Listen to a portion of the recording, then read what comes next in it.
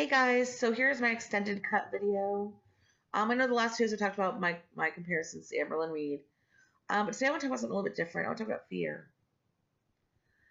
And I can't speak to whether or not she has the fear or not, so I'm going to speak to my own personal fear. I was petrified of being thinner. I mean, literally, for the last 24 years almost, I have stayed in the same clothing size within a size.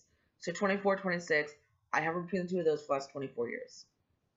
The fear of, and I'll be honest, being someone who survived a rape, I think initially when I put on weight, it didn't bother me so much because maybe a rapist wouldn't want to rape me if I was fat.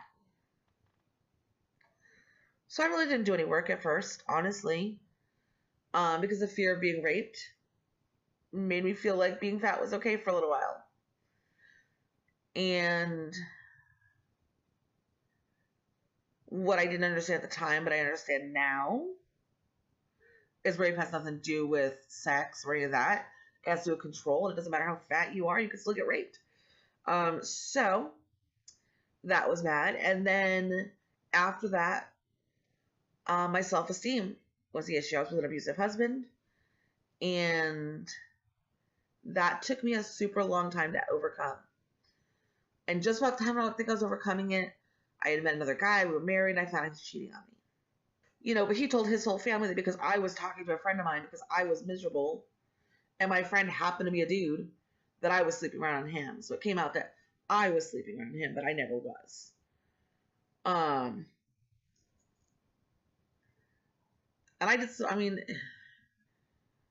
my self-esteem was crap. Because here I'm thinking, this guy's married to me, he supposedly loves me, but yet he'll sleep with other people. That means I'm not good enough. He would not sleep with me.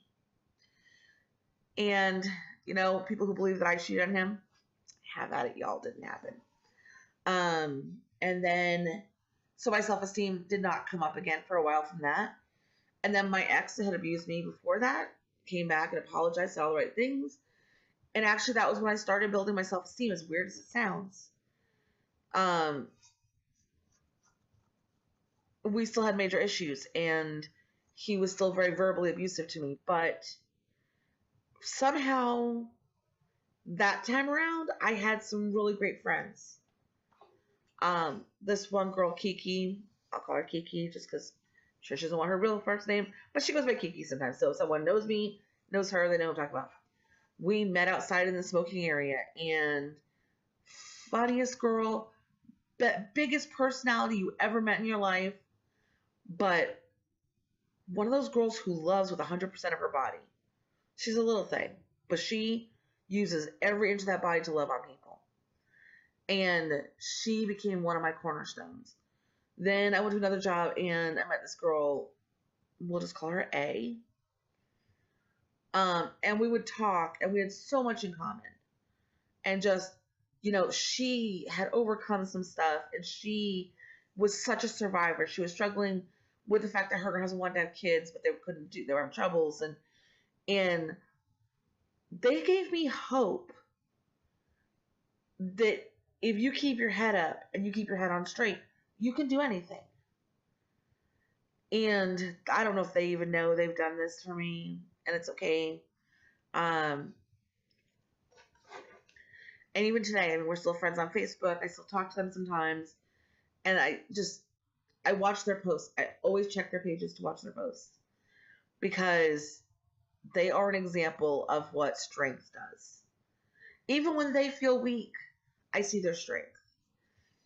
And they are models for me. And then I moved to Illinois. And I'd already started going to counseling twice a week, by the way, at that point in Colorado before I decided to leave. That was when I put down my foot and I said, I'm out of here. And my ex followed me to Illinois where my parents lived. But at least there I had a circle of protection. And part of me didn't want to kick him out because of that fear of being alone. That fear of having to figure out who I was. Because up until that point, I hadn't bothered to really do that. Just so you know. Last thing I was trying to do was figure out who I was.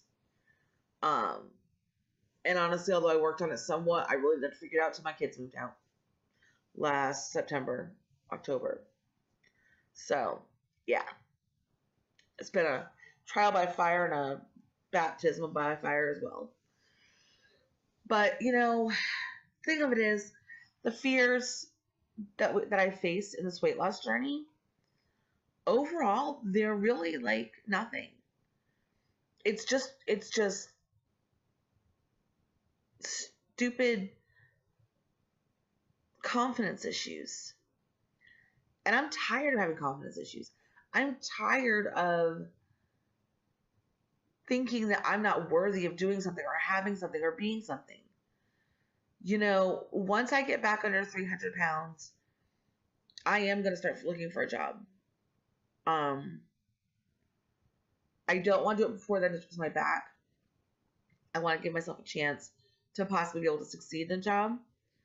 And with my back issues right now, sometimes when I wake up, I can't walk. Which is why I'm really thankful that DDP has a bed workout option. I have been super lucky in that it has not, knock on wood, happened in a while. But I want to make sure that I'm out of those woods. I feel like once I hit under 300 pounds, I will have a better opportunity to not have so much weight on my body, and it might help my back enough to where I can succeed in a job again. I don't know. I just don't understand overall what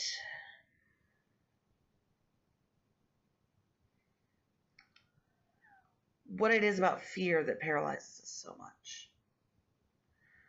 And something that can't harm us. Like, it's not going to hurt me to lose weight. But fear is also what pushed me to do this. And I started to tape this video last night. But I got super emotional. And I'm going to try really hard not to get super emotional this time. I'm going to take a deep breath. And I'm going to talk about this. And hopefully not cry like I did last night when I tried to video this part. So, when I was in high school, I used to go to the mall a lot. Because that's what high school girls do. We go and walk the mall. And I met this guy at this, they used to have this carnival thing out in the mall parking lot. And I met this guy. He was, of course, macking. I don't know if you guys use that word anymore, but macking, like hitting on me, like whatever. And he was a nice guy. Definitely not my type, but nice guy. And we became like best friends. Like every time I would see him, he'd be like, hey, I'd be like, hey, and we'd talk. And I told him, you're my friend, but I'm not interested in anything more than a friendship with you. And he would be upset. He's like, all right. But we could talk about anything. Like, I know some people say guys and girls cannot be friends. I have guys I am very, very good friends with that I have never wanted anything else to do with them besides be their friend. And vice versa. Like, my friend Chris and I, we tell people we're the Tootsie Roll Pop couple. The world will never know because we're never going to be a couple. Because that ain't our thing. We're like brother and sister. There's just some people that I just blend with like that. And they blend with me that way. Like, we always feel the same. So, my friend, we'll call him John. That is not his real name. But I want to protect his anonymity. Okay. I'm not going to get emotional. I promise. I'm probably lying. But anyhow. So, we were like really good friends. And then when I got pregnant after I raped, he called me a few times, checked in on me, see what I was going to do, help me stay strong. When my grandparents and family were like, well, you should probably get an abortion or give it up for adoption or blah, blah, blah. And so he was really my cornerstone while I was going through that. And when I told him I was getting married, he was disappointed, of course, because he still liked me, but he was like, good, that'll get you away from that, and then whatever. And then I saw him 3 years later. I bumped into him in the mall again. He lived near the mall, though, so he was there quite frequently.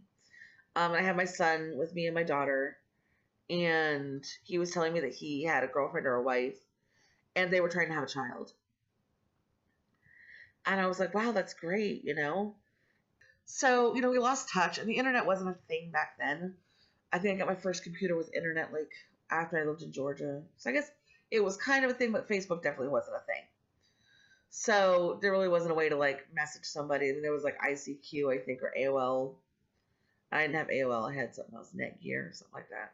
Yeah, I'm taking it back there.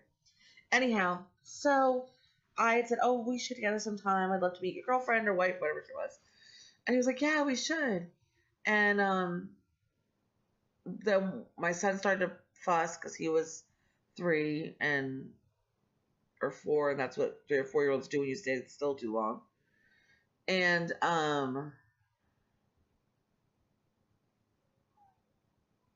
years later, when Facebook came out, I kept looking for him on Facebook because he's the type of guy who would add a Facebook. I'm sure you can see what this is alluding to. And I couldn't find him, so then I just started like Googling his name, and like Connecticut and whatever,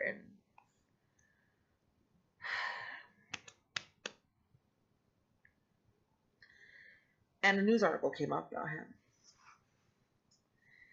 and I thought this can't be the same person. He was never a small guy; he was always a pretty big dude. But I mean, you know, you see people on TV that get so obese they can't leave their house. And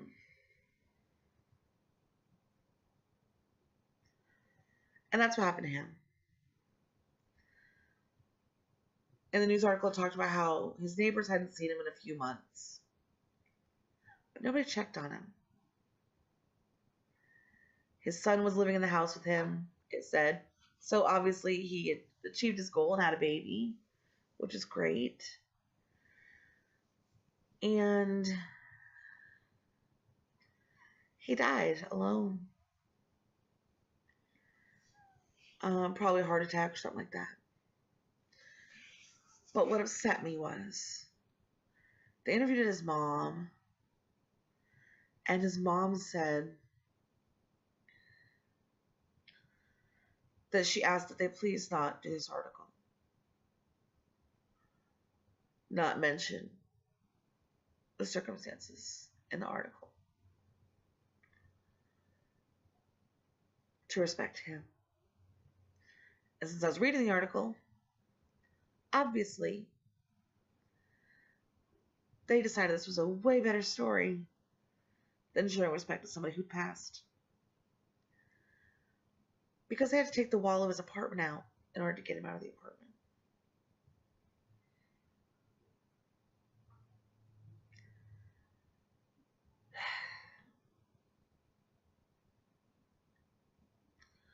He was a great person. I'm sure, I don't know with his weight if he was a great dad, but I can guarantee you he loved his son. And the world is a worse place for him not being in it. And when I realized that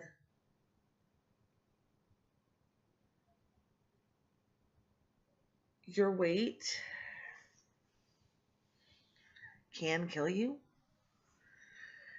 your lack of self-esteem can kill you, your lack of hope can kill you,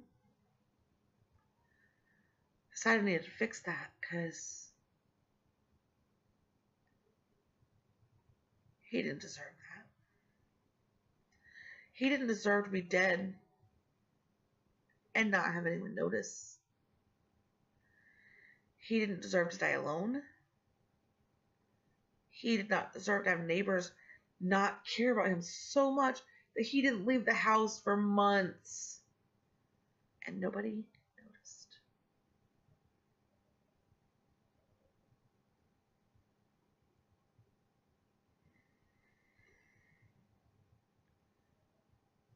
It's not fair. I don't know what he was going through. I don't know what caused him to be that way. I don't know a lot of things. What I know is that I'm sad that I'll never get to talk to my friend again. I'm sad that he was alone when he died. I'm sad that his mom had to beg the newspaper to not print about it. And not only did they choose to print about it, but they put her comment in there to please respect the family and not to talk about it. I just can't even imagine. I can't. I cannot imagine what she went through. Cannot imagine what his son went through. I can't imagine what he went through. And I've joked around a few times that, if I was to die, nobody would notice for a few months. If I was with my husband anyway, nobody would notice because nobody checks on me. Nobody talks to me. Like, okay, stop. My friends that are watching this, we talk sometimes. But, like, if I wasn't to reach out to them sometimes, they may not have a reason to contact me for a week or two. Not for any other reason other than life gets busy. I think along with losing weight, I need to stop being busy. I need to start reaching out to people and being a better friend. I do not want to lose another friend. I recently asked on Facebook how long after somebody passes away do you delete them off your Facebook? And everyone says I don't delete them. Dang it, it is so hard. It is so hard to see some of these people come up on my Facebook as suggested people to invite to like a group or to send a message to.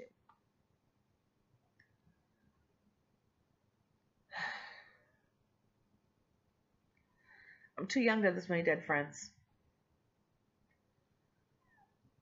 And I don't want to be one of them.